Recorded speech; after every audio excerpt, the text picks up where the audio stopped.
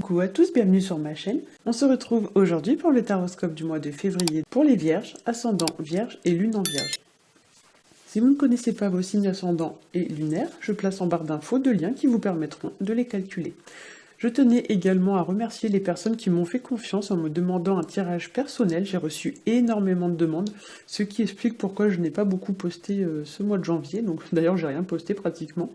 Je vais donc essayer de poster davantage, mais par contre, c'est vrai qu'à part les taroscopes que je publie sur ma chaîne YouTube, je pense que j'aurai de moins en moins de temps pour les tirages bonus que je faisais en plus des taroscopes, et du coup j'essaierai peut-être de les mettre davantage sur Facebook et pas sur YouTube. Parce que c'est vrai que le téléchargement de vidéos sur YouTube c'est vraiment très très long, et du coup j'ai pas forcément le temps de tout concilier entre ma vie privée, ma vie professionnelle, parce que tirer les cartes c'est pas mon métier, plus les chaînes, la chaîne YouTube et les tirages perso, j'ai pas assez de temps en ce moment pour tout faire. Voilà, donc je vais essayer de poster un peu plus de tirages, mais plutôt sur Facebook parce que ça prend moins de temps.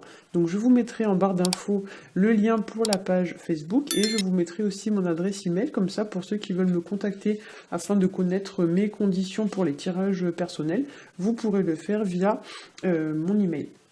Donc on va commencer avec le tirage. Donc j'ai tiré 3 cartes du Rider Tarot Deck. La première va représenter votre situation actuelle, la deuxième va représenter les obstacles que vous rencontrerez au cours de ce mois, et la troisième carte va représenter l'évolution de votre situation. Ensuite, j'ai tiré 3 cartes du Tanis Lenormand qui vont venir apporter un éclairage supplémentaire au premier tirage, puis j'ai rajouté une carte issue du Grand Oracle de l'amour qui va venir apporter un petit complément d'information concernant votre vie sentimentale. Donc on va commencer tout de suite avec la première carte, c'est la carte de l'impératrice à l'envers, et elle nous parle de manque d'estime de soi ou de manque de confiance en soi. Avec cette carte, il y a l'idée pour certains que vous peinez à vous affirmer, voilà, vous laissez peut-être un peu les autres vous marcher sur les pieds, ou alors dans le cas contraire, vous êtes dans l'excès, inverse, dans le sens où vous êtes carrément trop sur la défensive, vous vous protégez mais à l'excès, au point quasiment que vous avez érigé une barrière de protection entre vous et les autres, et du coup, ceux-ci ont beaucoup de mal à vous atteindre. À l'envers, l'impératrice, ça pourrait éventuellement souligner aussi un manque de réflexion vis-à-vis d'une situation. Donc peut-être que pour certains d'entre vous, vous agissez de manière impulsive ou alors vous agissez de manière hâtive sans prendre le temps de la réflexion, et que du coup cela vous porte préjudice dans le sens où alors vous allez peut-être le regretter, ou alors vous allez en payer les conséquences. Voilà. Pour certains, ça pourrait parler aussi d'une difficulté à trouver sa place, ou alors d'une difficulté à se faire respecter, ou alors une difficulté à faire preuve d'autorité. Ou alors, pour certains aussi, vous pourriez éventuellement avoir du mal à faire respecter vos choix, ou alors avoir du mal à mettre en place des limites. À l'envers, l'impératrice, ça pourrait représenter aussi le manque de lucidité, ou alors le manque de créativité, l'ennui ou la passivité, c'est-à-dire que pour certains, peut-être vous avez du mal à passer à l'action vis-à-vis de votre situation.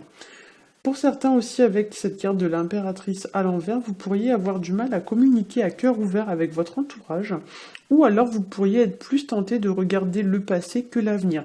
C'est-à-dire que peut-être vous vous focalisez un peu trop, entre guillemets, sur le verre à moitié vide, et pas assez sur le verre à moitié plein, et du coup vous ne voyez que le négatif au lieu de regarder le positif et d'aller de l'avant. Donc là, on vous dit de ne pas être aussi défaitiste, et on vous dit de ne pas renoncer trop vite. Avec l'impératrice, aussi, il pourrait y avoir l'idée que peut-être votre situation n'est pas aussi fructueuse qu'elle semblait l'être au prime abord. Donc peut-être que pour certains, on va vous dire que la situation n'est peut-être pas aussi productive que ce qu'elle devrait l'être. En deuxième carte, j'ai tiré pour vous la carte du monde qui est sortie à l'endroit et qui est placée dans les obstacles. Et cette carte en obstacle, elle va venir appuyer sur la fameuse barrière de protection dont j'ai parlé tout à l'heure. En effet, vous voyez sur cette carte, on voit une femme totalement nue qui est entourée d'une couronne de laurier. Et ici, sur cette carte, on aurait limite l'impression, vous voyez, que cette carte, elle représente un petit peu une femme nue autour d'une barrière. Il y a l'idée un peu d'une muraille comme ça qui vient l'encercler, qui vient la protéger, et qui peut-être empêche les gens de venir vers elle. Donc là, effectivement, pour certains d'entre vous, Peut-être qu'on vous dit de sortir un peu de votre coquille, hein, peut-être que vous êtes trop sur la défensive, trop isolé, trop en retrait. Voilà, et on pourrait vous demander aussi clairement de sortir de votre zone de confort.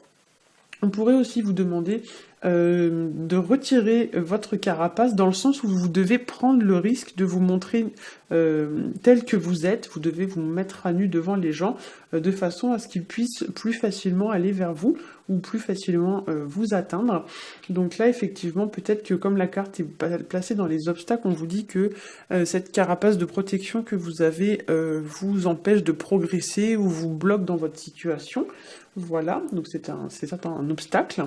En obstacle, le monde, ça peut représenter aussi tout ce qui va être de l'ordre de la solitude, de l'isolement, etc.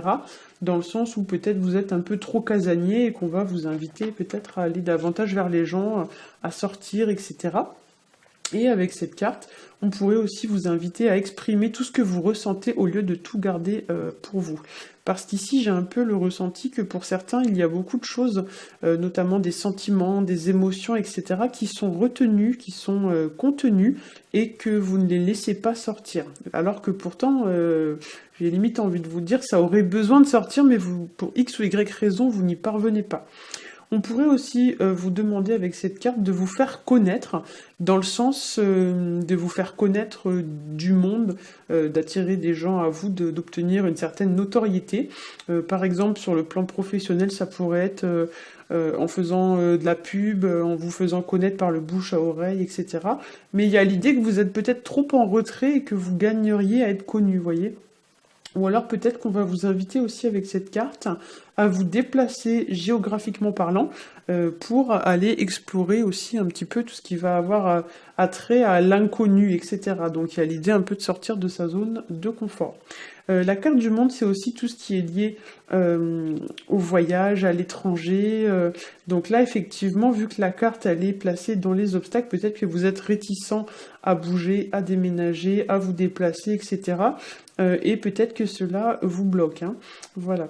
Donc pour certains aussi, on pourrait y voir une certaine forme de routine, hein, la routine un petit peu qui rassure, qui est familière, etc. Et encore une fois, là, ça vient un peu appuyer sur le fait de sortir de sa zone de confort. Voilà, et peut-être même de sortir tout court si vous êtes casanier.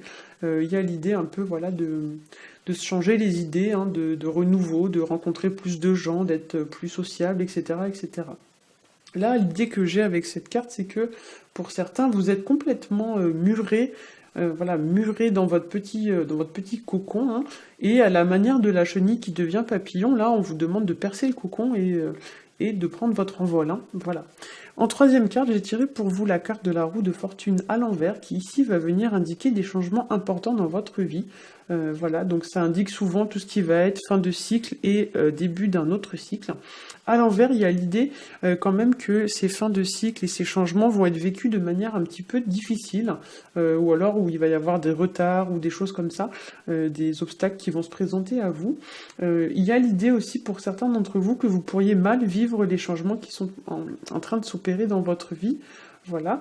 Peut-être aussi pour certains que des personnes pourraient tenter de vous mettre des bâtons dans les roues, dans le sens où tout ne va peut-être pas se passer comme prévu.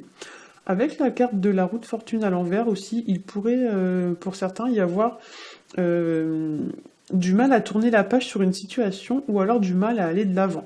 C'est-à-dire que vous pourriez vous sentir un peu déstabilisé par les changements qui s'opèrent et avoir besoin d'une pause. Vous ne parvenez pas forcément à garder votre équilibre et vous avez besoin de faire une petite pause parce que les changements sont trop difficiles à affronter. Hein. Voilà, donc si c'est le cas, gardez quand même en tête que parfois c'est un mal pour un bien, donc c'est des fois des choses qui sont pas faciles, mais c'est pour avoir mieux ensuite. Hein. Pour d'autres, à l'envers, la carte de la roue de fortune, ça pourrait représenter le fait de manquer de patience. Donc vous êtes impatient, vous voulez aller plus vite que la musique. Voilà, donc si c'est votre cas, souvenez-vous que il vaut mieux quand même prendre le temps de poser des bases stables dans sa vie, donc peu importe le domaine, des bases stables et solides plutôt que de construire un château de cartes à la va-vite. Voilà, donc gardez votre calme, restez zen et prenez votre mal en patience. Il y a l'idée un petit peu, voilà, que petit à petit, l'oiseau fait son nid, hein, donc ça se fait pas en 2 jours. Avant d'entreprendre quoi que ce soit aussi, réfléchissez, ne vous lancez pas tête baissée, et réfléchissez notamment aux conséquences sur le long terme, puisque la carte de la roue de fortune à l'envers, c'est tout ce qui a lieu, tout ce qui est lié au temps qui passe, mais vu que la carte est placée à l'envers, on pourrait dire que peut-être vous allez mal juger cette situation, donc prendre peut-être une mauvaise décision, et dans le temps, vous allez peut-être regretter. Donc, voilà. Hop, je suis perdue dans mes notes. Oui, voilà. Donc, comme je disais, vous pourriez peut-être le regretter plus tard. L'association de la carte du monde avec la roue de fortune à l'envers, ça pourrait aussi nous parler d'une certaine forme de reconnaissance ou de réussite, ou alors de célébrité, entre guillemets, de notoriété, qui est mal vécue dans le sens où peut-être ça vous met un peu mal à l'aise, parce que, je sais pas, moi par exemple, vous êtes quelqu'un de très discret qui n'aimait pas attirer l'attention sur vous, ou alors au contraire avec l'impératrice à côté de la roue, à côté pardon, de la carte du monde, on pourrait vous dire de faire attention à ne pas paraître trop prétentieux, trop orgueilleux, notamment si au cours du mois vous êtes entre guillemets mis en avant. Effectivement, il y a l'idée que peut-être ça pourrait se retourner contre vous. Voilà. Le monde, c'est aussi une carte de réussite, donc ici, ça pourrait nous signifier, comme la carte est placée en obstacle, que votre réussite, elle attire la convoitise et la jalousie, peut-être aussi les ragots, etc., de la part des gens, hein. Donc je pense notamment ici sur le plan professionnel. Donc par exemple, si ce mois-ci, vous avez réussi à décrocher une promotion, on vous dit que c'est peut-être pas le moment d'aller, entre guillemets, le crier sur tous les toits. Donc là, voilà, c'est juste un exemple, chacun d'entre vous adaptera en fonction de sa situation. Mais clairement, il y a un petit peu quelque chose de ce style-là. Il y a l'idée que peut-être il y a des choses qui ne doivent pas forcément s'ébruiter, sinon ça risque de tourner, mais pas en votre faveur. Alors, j'ai rajouté, comme je vous l'ai dit, 3 cartes issues du Tanis le Normand. La première carte, c'est la carte des oiseaux. Voilà, donc la carte des oiseaux, c'est une carte qui va nous parler de communication verbale et de communication, j'ai envie de dire, rapide. Donc dans le sens plutôt bavardage, cancan, ragot, etc. Ça peut aussi être de la communication du style SMS. Voilà, ça peut être éventuellement des mails, mais souvent c'est plus de la communication rapide, hein. Éventuellement, ça pourrait être sur Twitter, enfin ce genre de réseaux sociaux. Voilà. Ça peut représenter aussi tout ce qui va être lié au règlement de compte, donc prise de bec, prise de tête, explication, compromis, négociation, etc.